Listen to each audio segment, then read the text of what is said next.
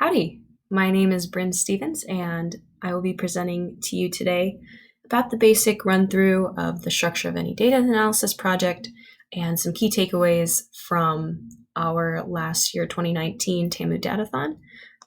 Again, my name is Bryn Stevens. I am a class of 22 applied math major with a focus in computer science.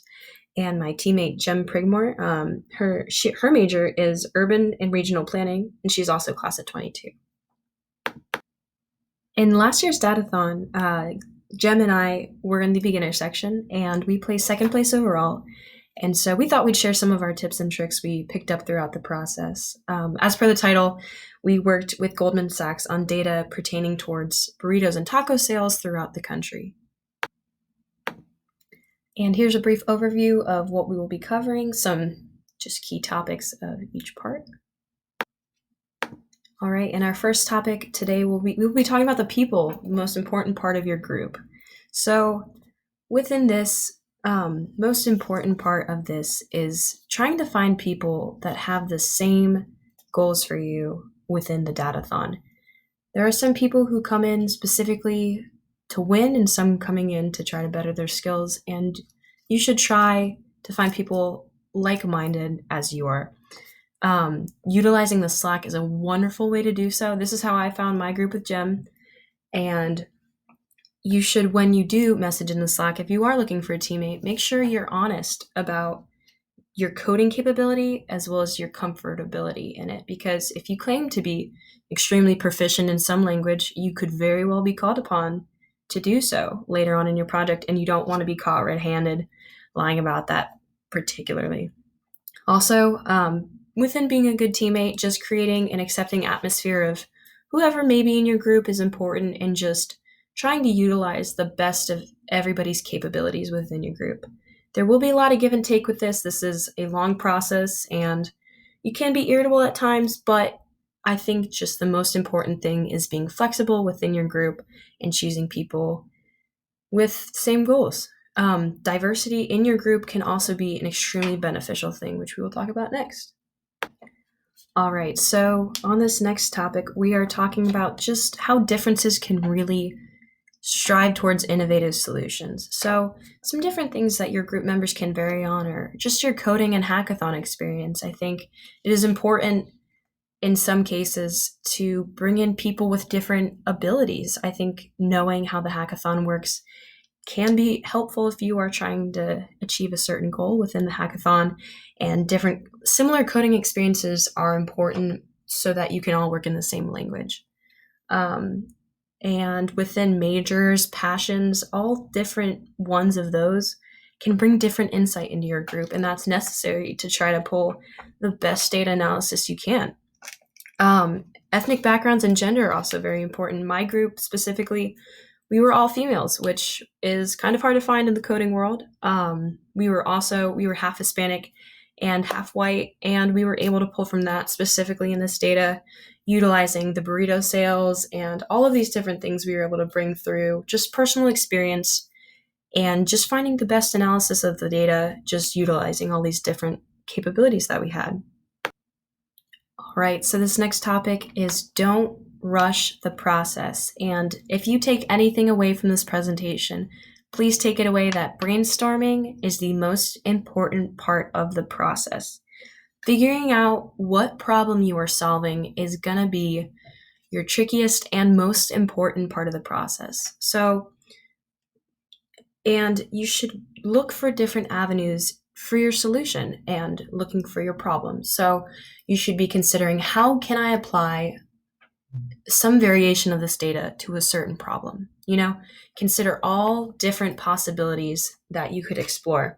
Within those different avenues of where can I create a solution ideas, you can utilize data in different ways for a solution. And also weighing the pros and cons of each solution are important when trying to decide what your best one should be. We also try to focus on how we can benefit the company. And what you focus on this for the reason of the company's providing you the data, and they will usually be pretty vague about what they want you to do with it. And so the companies are going to be searching for how people utilize this data best to solve some solution, whatever that may be within their company. You can focus on a benefit for the company that's community driven, people driven within that, profit driven, which is what we chose to do. But there's so many more different avenues you could take within that. Within brainstorming, you should try to find a problem that everyone is excited or interested in to solve. And when you find that, just something that everyone can grasp and say, you know what, I'm interested in this, I'm passionate about it somewhat, I know something about it, you are going to have everyone on board and just set up for success. This whole process took us 2 hours, slightly more than, just to see how can we take this data and manipulate it in a different way and provide an applicable solution for Goldman Sachs specifically. Again, brainstorming is, we feel like, the most important part of the process, because this is where we truly got a grasp for the importance of the data and what we were going to be using it towards. My name is Prigmore. I'll be presenting the second half for you today. So data management is so important. You want to make sure you're keeping it clean. Data cleaning is always a worthy time investment. The more thorough you are with that data cleaning, the easier it is to manipulate the data. You'll want to consider different ways to sort your data, not just stick with the first one you think of, and find outside data that's related to the topic at hand. Make sure it is reliable. We use census data for the ethnic proportions of our population. And over here, we've got an example of some messy data. We've got the data that Goldman Sachs gave us initially for our problem. As you can see, it's a mess. There's a ton of information that's just not useful. So we had to go through and clean this up to make sure that we were actually using the data that we needed to use.